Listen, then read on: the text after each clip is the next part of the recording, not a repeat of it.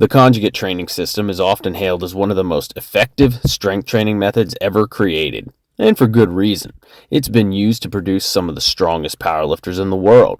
Simultaneously, however, it also catches a lot of flack as being gimmicky and as only being useful for geared powerlifting. And while there's truth to that criticism, what if I told you that conjugate isn't just for geared powerlifters? What if I told you that this system, created by geared powerlifters, that has produced some of the best of them in history, while it may not be the best way to train for raw powerlifting, is actually the best way to train for life? In fact, when we break it down and really look at it, it becomes apparent that it is actually the most well-rounded, most malleable training system out there that can be adapted to optimize nearly any training goal while simultaneously reducing injury risk and greatly enhancing longevity. The conjugate system is not what you think it is. This is going to be a two-part series. In part one, today, we're going to discuss how the conjugate system can be expanded from its traditional usage and the potential value and utility that this opens up for weight training enthusiasts, athletes, and even Gen Pop trainees. In part two, we're going to build off part one and discuss the top 3 reasons why our modernized, expanded idea of conjugate training is the ultimate way to train for life. Please remember to like the video and subscribe to my channel. And if you enjoy content like this, then please consider supporting my work by picking up a training program from my websites, www.enkirielitefitness.com. You can use code CONJUGATE20 to get 20% off of my conjugate manual. I have over 60 5-star reviews on Google. You can check them out for yourself. And if you do, your gains will thank you. I hope you enjoy the rest of the video. The major tenets of conjugate training are the max effort method, the dynamic effort method, and the repetition effort method, all bundled together with frequent rotation of movements that, over time, often encourages the use of specialty bars and accommodating resistance with bands and chains. The max effort method is traditionally viewed as heavy singles done on the squat, bench press, and deadlift, perhaps with some form of accommodating resistance, squatting to a box, or using a specialty bar that, in reality, remove these variations only mildly from the primary competition variants. But it doesn't have to be this way. Instead, if we stop worrying about the conventional big 3 as some form of deity that we need to attend to, and we instead focus on muscle actions and gross movement patterns, we can derive the benefits of the spirit of the max effort method while now employing a multitude of different types of movements that are moderately or even maximally removed from their parent variations, which opens up an infinite number of doors and possibilities for us in terms of trainable movements over time.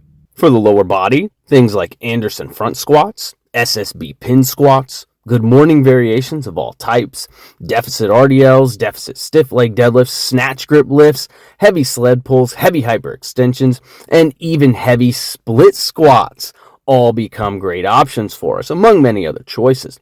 For the upper body, it's not just about the bench press anymore.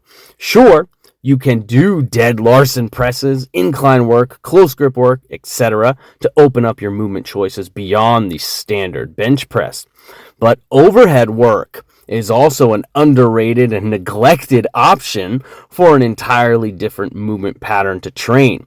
Pressing off of pins, Swiss bar overhead presses, BTN presses with the straight bar and the buffalo bar, push presses, etc., etc. Those all become very viable choices for you with a whole new pattern for you to train. And perhaps more importantly, you can also now incorporate calisthenics. So heavy dips, bottoms up dips, pause dips, and heavy push-up variations. Those will apply here too as well. And the max effort tenets can also be applied to pulls, something that the powerlifting-centric conjugate method has traditionally neglected other than the deadlift. But these are a different type of pull. By this, I mean things like chin-ups and all their variations, which become another highly intense, trainable movement pattern for you to incorporate, as do things like Penlay rows. As well, there is no reason to stick to heavy singles for your max effort work either. Doubles are a good option. Triples are perhaps an even better option, as are working for new rep PRs in the 4 to 6 rep range. Even if that was all that you incorporated, with 5 or 10 different variations on each pattern, that would keep you busy for a very, very long time. But you can also incorporate the 6 to 8 rep range as well, which is going to keep you busier for even longer.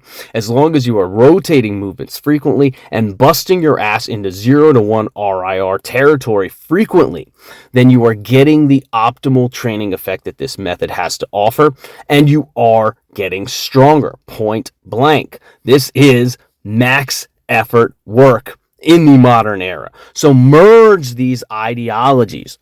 Do more than just heavy singles. Use all the rep ranges that you have available to you and take advantage of all the patterns and movements that strength training has to offer. And not only will you become stronger and more well-rounded in the long run, but you will also become more injury resilient and enhance your overall longevity as well. The dynamic effort method is traditionally viewed as explosive reps done on the squat, bench press, and deadlift, done with maximal intent, usually using somewhere between 50 to 70% of the competition 1RM, along with some additional accommodating resistance in the form of bands or chains. A typical protocol that I've seen described numerous times is 8 to 10 sets of 2 reps with very short rest periods in between, something like 30 to 60 seconds between sets, and a focus on maximal explosiveness on every rep. And while this is great from the perspective of geared powerlifting, it leaves quite a lot to be desired in terms of training for explosiveness for general fitness, athletics, or pretty much any other training goal. As such, I prefer a vastly expanded approach for dynamic effort work that incorporates a much larger variety of movements. In this case, things like Olympic lift variations can become a staple in your training. Power cleans, power snatches, high pulls, jerks, etc. Loaded jumps of varying weights are another great tool at your disposal, as are heavy swings and resisted sprints. Pretty much any weight room movement where you are moving an external load explosively and ballistically becomes fair game. And rather than focus on stringent progression protocols like 10x2 with 30 seconds rest between sets and the dubious and subjective goal of moving the bar as fast as possible, I prefer to focus on movements that have to be performed explosively by the nature of the movements themselves.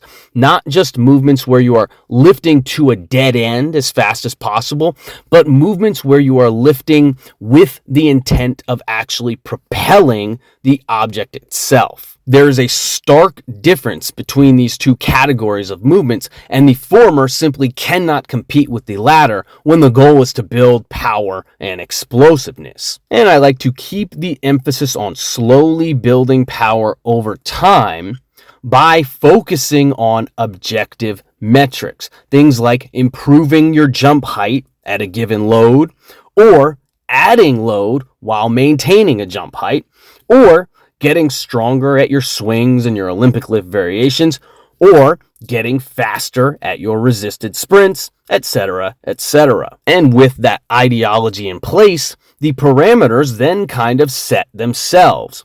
If my heavy power clean triple goes up by 50 pounds, then it's a pretty safe bet that my power output has increased dramatically as well. If I can run 20 yards in the same time with 200 pounds, as I used to be able to do with 175 pounds, then it's the same deal as well. My power output has increased dramatically. The goal should be on maximal intent and maximal performance always, and with that, the main goal should be slowly improving the outputs and the thresholds over time, rather than worrying about stringent protocols. Cycle through variations here, as you would for your max effort work, and you have a recipe for building a varied and comprehensive power profile over time that will have you running headfirst through brick walls in no time. And finally, the repetition effort method is traditionally used for building muscle and developing muscular endurance by performing exercises for multiple sets and moderate to high reps to near or complete failure. The goal is to fully fatigue the muscle fibers, ensuring maximal recruitment and growth.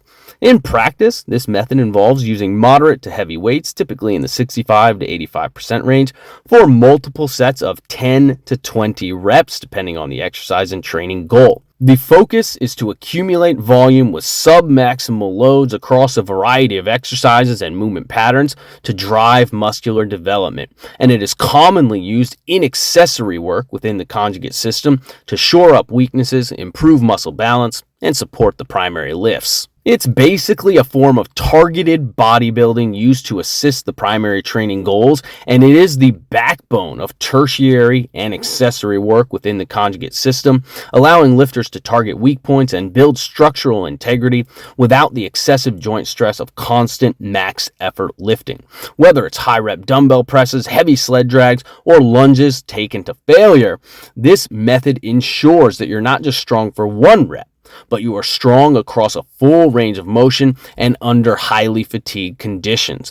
When paired with the max effort and dynamic effort methods, it completes the trifecta that makes conjugate such a comprehensive system. The repetition effort method remains largely unchanged from its classical interpretation, and for good reason. It works, and it works to satisfy a variety of training goals. Rather than make substantive changes to the repetition effort method, I simply augment it and enhance it by adding in more variety in the form of a multitude of calisthenics movements. Things like ring dips and deficit push-ups, rope chin-ups, deficit incline push-ups, band-resisted dips, wide grip pull-ups, deload push-ups, etc., etc. I could keep going on forever. As well, I further enhance the repetition effort method by adding in intensity enhancing techniques, things such as rest pause work, giant sets, density blocks, and even drop sets. I've talked about these techniques and their utility multiple times on my YouTube channel. I even included them most recently in my free Conjugate Calisthenics program you can find right here on my channel. These intensity enhancing techniques allow you to accumulate large amounts of high quality volume in very short periods of time, often with heavier weights than you would otherwise be able to use, allowing you to build more muscle and get even more mileage out of your repetition effort work. They can also be used with both calisthenics movements as well as traditional accessory movements. So things like lunges, dumbbell overhead work, dumbbell bench press work, dumbbell rows, cable work, etc., etc. Like I said, the conjugate method is not what you think it is. When we take a step back and look at the conjugate system through a broader lens, it becomes clear that it's more than just a powerlifting methodology, certainly more than just a geared powerlifting methodology. It is a complete training system for building long-term strength, overall fitness, general resilience, and adaptability. By rethinking how we apply the max effort, dynamic effort, and repetition effort methods, we unlock a way of training that isn't just effective, but is also sustainable for life. And this is just the beginning. In part 2, we'll dive even deeper and we'll break down the top 3 reasons why this expanded, modernized view of conjugate is the ultimate training system for anyone, whether you're an athlete, a lifter, or just someone who wants to be strong and capable for decades to come. If you enjoyed this video or simply found it informative, please remember to smash the like button before you go. Leave me some love in the comments down below. Check out EnkiriEliteFitness.com for online coaching and training programs, and keep training hard. I will catch you guys next time.